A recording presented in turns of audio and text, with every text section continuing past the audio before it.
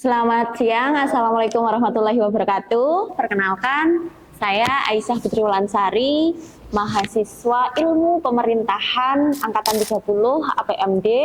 Di sini saya akan membuat video presentasi dari tugas untuk menuntaskan UTS mata kuliah Metodologi Ilmu Pemerintahan dengan dosen Bapak Aji. Jadi melalui tugas ini secara tidak langsung saya jadi sesegera mungkin dan juga semangat untuk bagaimana mulai membenahi, mulai menyusun dan merancang ke depannya, mengeksekusi apa yang telah kita rancang dan akan kita rancang untuk tesis. Untuk selengkapnya, mari kita simak lebih lanjut.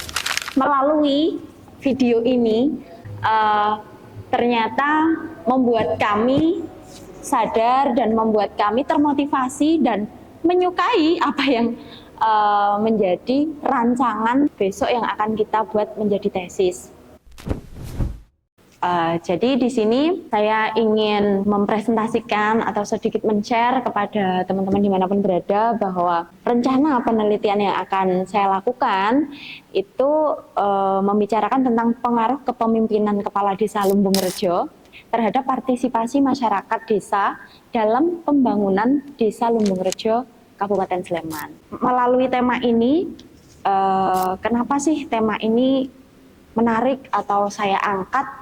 Karena saya merasakan sendiri sebagai tangan kepanjangan dari Lurah Lumbung Rejo, kebetulan saya seorang dukuh, itu bagaimana sosok pemimpin itu sangat mempunyai pengaruh yang besar atau powernya itu begitu kuat sehingga masyarakat itu cenderung akan nderek atau banyak ketertarikan terlebih kepada sosok pemimpin yang sekarang memimpin. Jika kepemimpinan itu sesuai yang diharapkan masyarakat, entah itu ramah, entah itu dalam hal pembangunan progresif dan sebagainya. Jadi tidak dipungkiri bahwa hari ini pembangunan nasional yang didanai oleh dana desa, dana pusat, APBN, APBD, itu semua banyak yang terkucur di desa. Sehingga ketika kepala desanya itu bisa bergerak dengan cepat, energik, dan progresif, saya yakin desa akan sangat berkembang. Tapi jika ada kepala desa yang mungkin kurang merespon itu dengan baik, maka pembangunan di kelurahannya pasti akan juga tersendat, seperti itu. Jadi teman-teman, hal yang melatar belakangi kenapa saya ingin meneliti tentang Kepala Desa Lumbung Rejo, pengaruh Kepala Desa Lumbung Rejo terhadap partisipasi masyarakat dalam pembangunan, itu karena pelaksanaan pembangunan yang ada di desa itu tidak mungkin berjalan dengan baik tanpa adanya partisipasi masyarakat, di mana partisipasi masyarakat sangatlah penting untuk membantu kelurahan atau desa, suatu desa dalam mencapai program-program yang sudah direncanakan dengan baik. Bagaimana partisipasi masyarakat itu akan secara bersama-sama menjadi tumpuan atau menjadi prioritas yang itu bisa membangun pertumbuhan ekonomi, penyediaan akses yang merata untuk masyarakat, dan mencapai kesejahteraan masyarakat itu bisa tercapai jika kepala desa atau seorang pimpinan desa mampu mensinkronkan dan mampu mengkolaborasikan dan mengajak partisipasi masyarakat untuk ikut membersamai dalam proses pembangunan desa atau pembangunan kelurahan. Sehingga tidak mungkinlah suatu kelurahan atau suatu desa itu bisa membangun secara mandiri atau tanpa partisipasi masyarakat. Otomatis jika hanya kepala desa dan seluruh perangkatnya saja yang merencanakan tanpa ada eksekutor yang melibatkan masyarakat, saya yakin itu akan membuat gejolak yang luar biasa.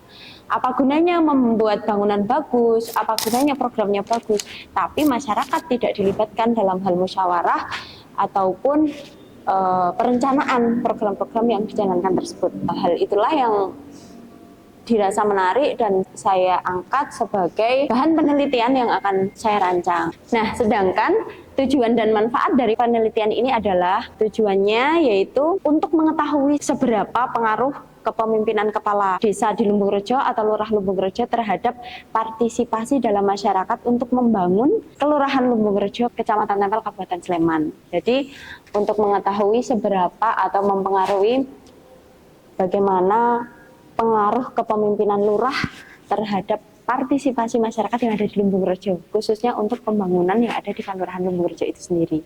Lalu sebuah penelitian tentunya memiliki manfaat. Nah, manfaatnya yaitu memberikan wawasan dan juga pandangan baru terkhusus kepada para mahasiswa ilmu pemerintahan dengan membandingkan fakta yang ada di lapangan dengan teori yang sudah dipelajari dalam perkuliahan.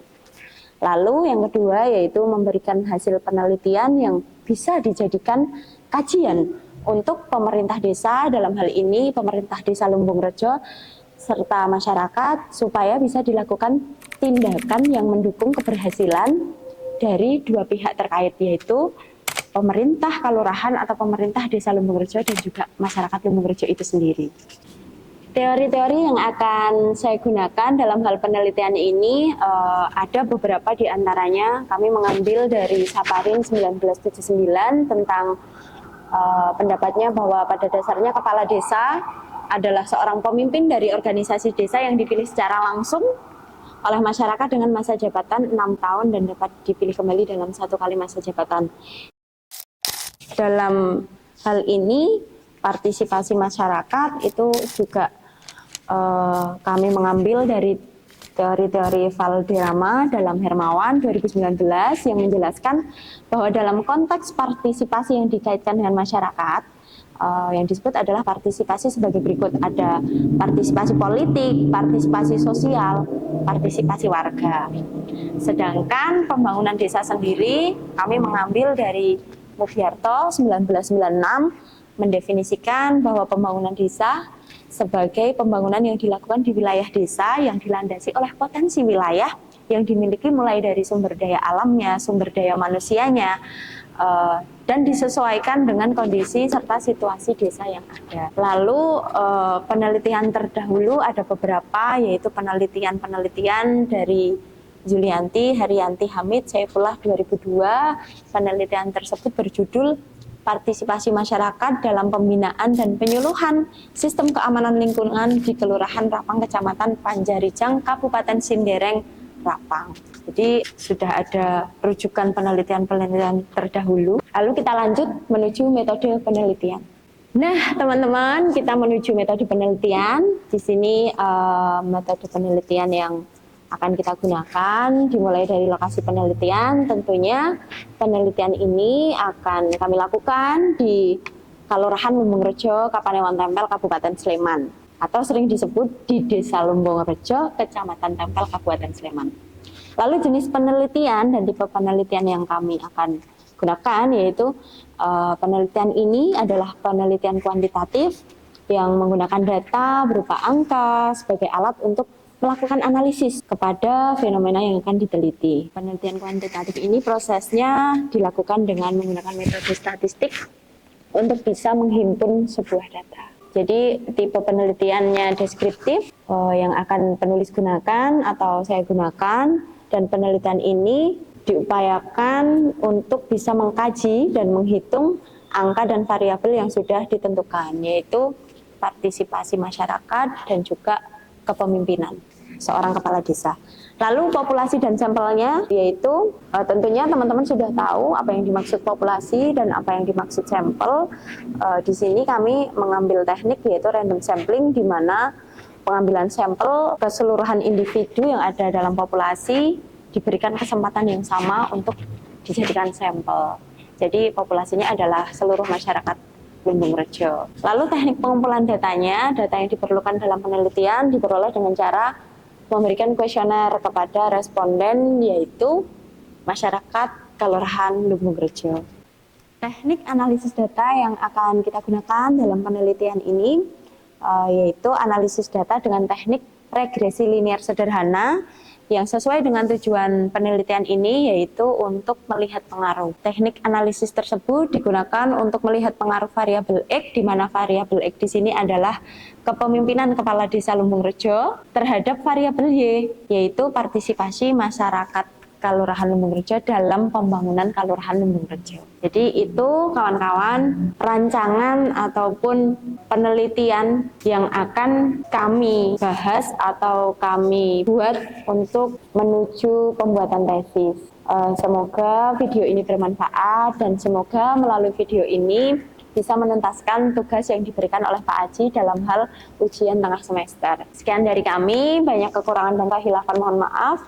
Wassalamualaikum warahmatullahi wabarakatuh.